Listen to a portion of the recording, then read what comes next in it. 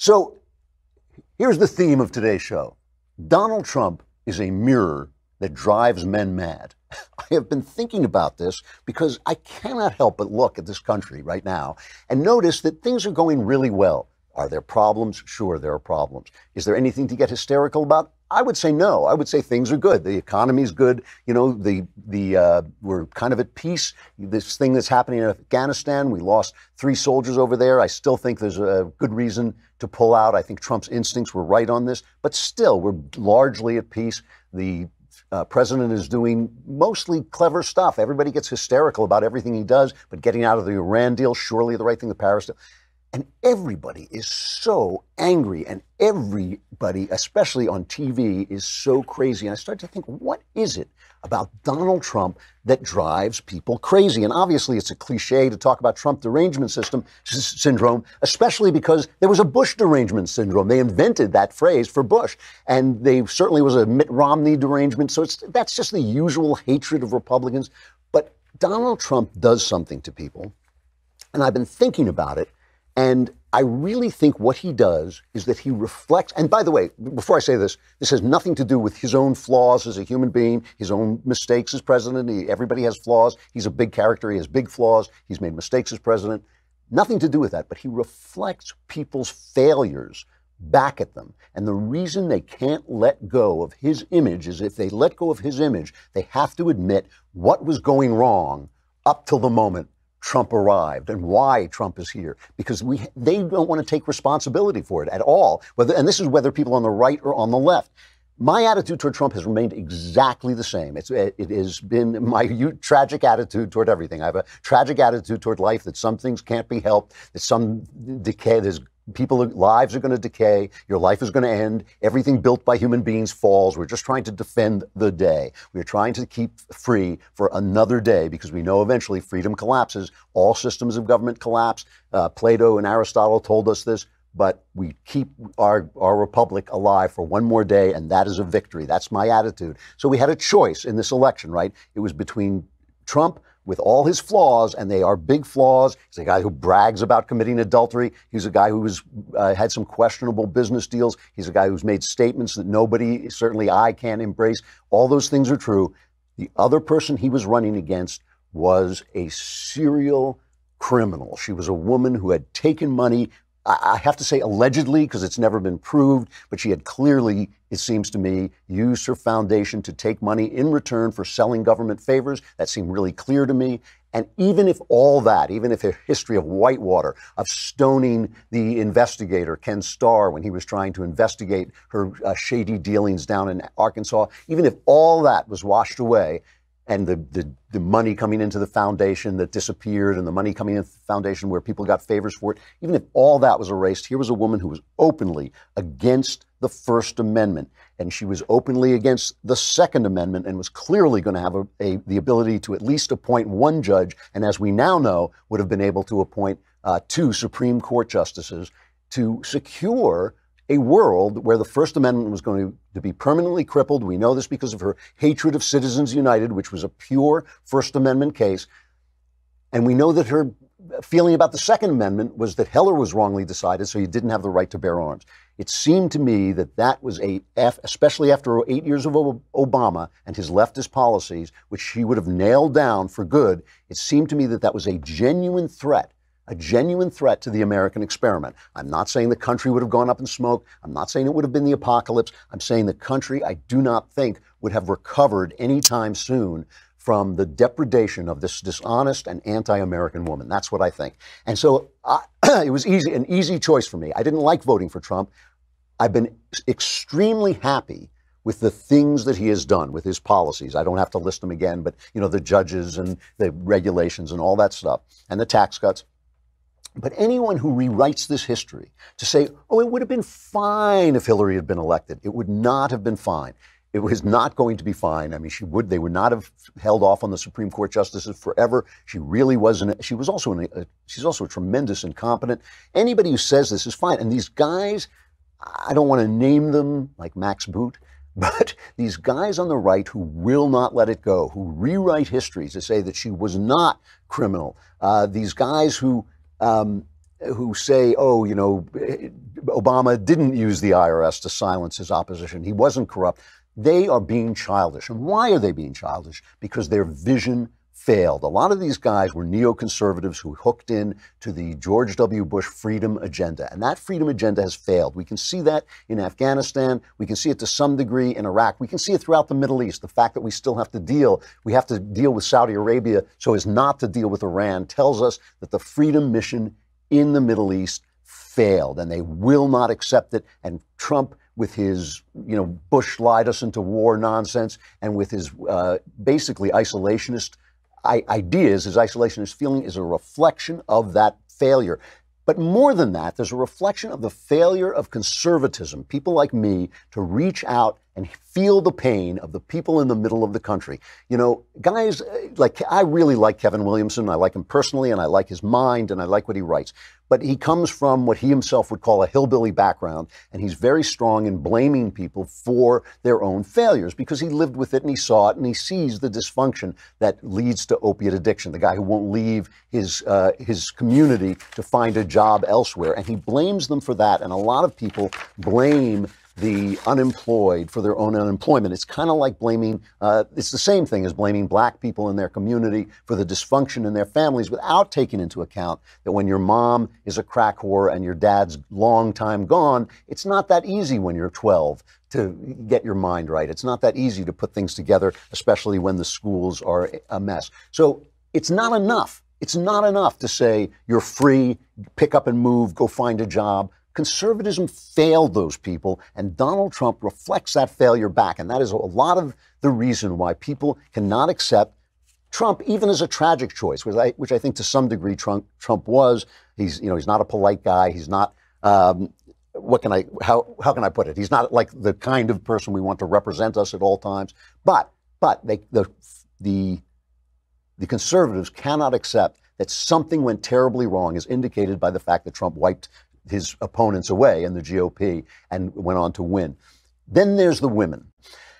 Let's talk about women. Last night, I read a piece in New York Magazine about marriages falling apart over politics since Trump is elected. And the women in these pieces, especially the left-wing women, were nuts. They were nuts. And I know some of these women, by the way. I know women like this. And they were nuts. And sometimes they left their husbands or dissed their husbands or bullied their husbands or disrespected their husbands because their husbands, not that they didn't hate Trump, but they didn't hate him enough, okay? Let me read some of their testimony. Here's one woman who says, part of what causes fights is that I don't want to hear his side. And he hates that. I can't imagine why he would hate that. Mostly I tell him he needs to think about this more clearly before he talks to me about it, and then I walk away. I've heard his side for 30 years. I'm ready to hear new points of view. Change can't happen if we keep talking about excusing behavior. I mean, if your wife is talking to you like that, you're in big trouble. I mean, this is not the kind of wrath you want to deal with from the woman in your household. I mean, it's a horrible way to treat people. Another woman says the same thing, talking about Brett Kavanaugh. She said, we had some friends over for dinner and we had an argument about whether this kind of trial by mob that's happened in the press is unfair. My friends, a man and a woman, took the position that a man shouldn't have his reputation ruined because of an allegation. I disagreed. And as the conversation kept going, I got upset. Finally, I said that it's obvious none of them had been sexually assaulted. And I think that the statistics bear out that women never get due process when they've accused somebody. The accuser doesn't get due process. The accused gets due process because he or she is the one with everything on the line. My line is, she says, cultural change is like a steamroller. It flattens distinctions and some people will get hurt, and I'm okay with that.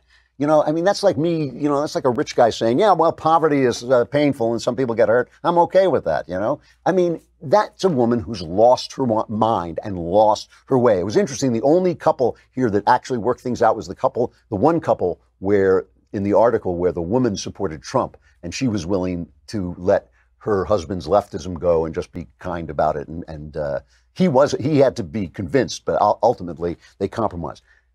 These women who are talking nonsense like this, and the women of the Me Too movement, such as it's represented in the press, not the real Me Too movement, where women are saying, "Hey, stop abusing us," with which I'm completely in sync. I'm completely in favor of not abusing women, but these women who are so angry that they're willing to get rid of due process, that they're not willing to listen. I've heard enough of this. I'm not going to listen to anybody anymore. That kind of attitude. These women were not brought on. This was not brought on by Donald Trump. This was brought on by 30 years of protecting the Clintons and burying these stories so that Bill Clinton first and then Hillary Clinton didn't have to be exposed. Bill Clinton was convincingly accused of rape. And now the left, and there's a documentary that's doing it, and there's other places where they're doing it, they're starting to take these stories seriously, but they suppress them, and they suppress them right through the last election. If you are angry, ladies, and believe me, I've heard some of these stories, I understand you have a right to be angry. It's not because of Donald Trump. It's because of the Clintons running the left and suppressing these stories for 30 years. If I couldn't be heard for 30 years, if anybody couldn't be heard for 30 years, you would be angry. And Donald Trump, being the kind of boorish guy he is, the billionaire playboy that he is a good target. They tried to target George W. Bush, but they were just covering up for the Clintons. They tried to target Mitt Romney, stuffing women. Remember, he was stuffing women in binders? He was stuffing women in binders after this clown, Clinton, was actually chasing women around the room and exposing himself and potentially, allegedly raping them. And they were covering this up, and they covered it up for Hillary again. They covered up her role in allegedly silencing these women, bullying these women into silence, and certainly openly in the press, calling on the press to investigate them.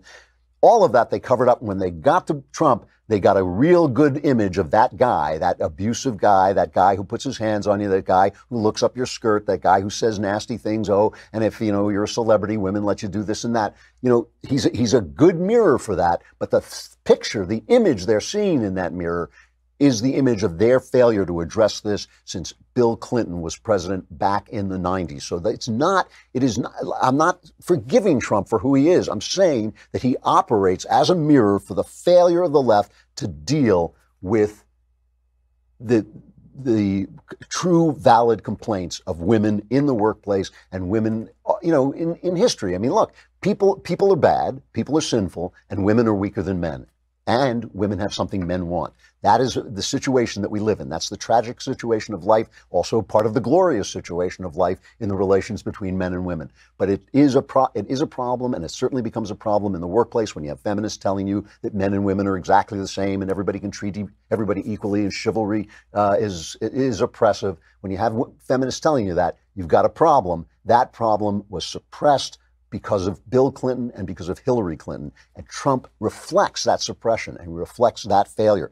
And finally, and probably worst of all, Donald Trump is a reflection of the one thing the left cannot accept: Obama failed. He was a failure. And I've talked about all the ways he was a failure, certainly a failure in the Middle East. Certainly he suppressed the economy. His health care bill, it was one of the biggest pieces of garbage that's ever gotten through a completely partisan vote. There's never been a bill that important that only got through without one single vote, that got through without one single vote from the other side. Obama was a failure in every possible way, and they cannot accept that. And so it has to be. I mean, why do you think Trump is there? Why is Trump there? If Obama was not a divisive, failed president, if he was not a guy who alienated the opposition, what happened to all those Democrats in state houses across the country? What happened to all those Democrats in local and national government throughout the country?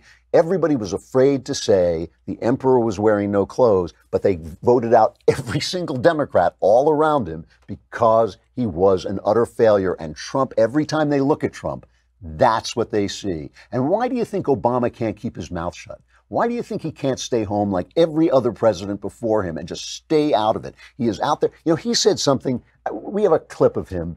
The one thing that Obama loves, you got to give this to him. He really loves Obama. Barack Obama loves Barack Obama. And the things he says about himself are so revelatory and so purblind to his own failings that they really tell you why Donald Trump is president of the United States. Play this Obama clip. The core values that we brought into the office pretty homespun values, tell the truth and, try to see the other person's point of view and treat people kindly and with respect and work hard and think things through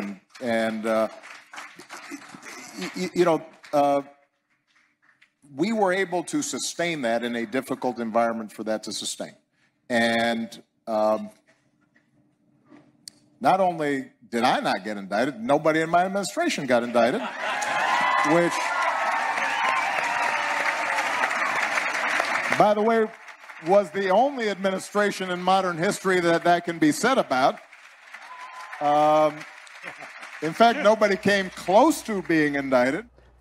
That is weirdly one of the most damning things he could say. He had Eric Holder, an attorney general who called himself his wingman. He said, I've got to be there to protect my boy. He went before Congress and stonewalled him, and then Obama backed up his stonewall by claiming executive privilege so that Holder was held in contempt of Congress, the only attorney general ever held in contempt of Congress. That's why nobody was indicted. The fact that nobody was indicted in his administration is testimony to the corruption in his administration, not to the cleanliness of his administration. It's the fact that he ran the government like a Democrat urban machine. But he loves himself. And when you sit there and say, oh, we try to get along with people, be respectful to people, was he respectful to people when he bathed the White House in rainbow colors after Obergefell, after the Supreme Court decided in favor of gay marriage? Hey, listen, you know that I'm like a gay-friendly guy. I don't really care about gay marriage. But a lot of people had deep, deep religious convictions. And when just a majority of judges, right, not a majority of the people who actually represent us, decided that the Constitution that the founders meant for gay people to get married, which was absurd, he bathed the White House, the people's house, in rainbow colors, telling half the country, a solid half the country, stuff it. Go get stuffed. We don't care about you.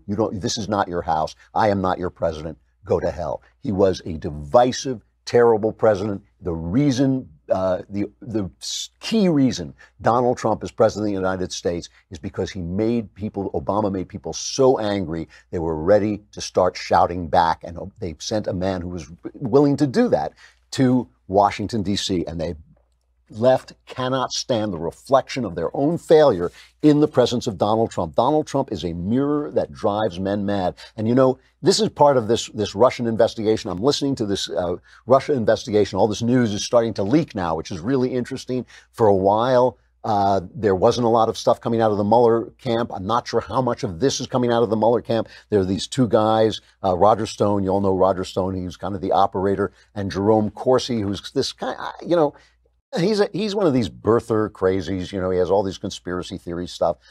But they're coming out and they're talking about what Mueller is doing to them, how Mueller is getting. These are older people, and Mueller is treating them like perps he's pulled in off the street. The fact that Paul Manafort is somewhere in solitary confinement, I'm sure you feel safer in your home knowing that Paul Manafort is not going to come to your house and do whatever. Manafort is not a guy I respect. He's not a guy that has a very good reputation for honesty or integrity.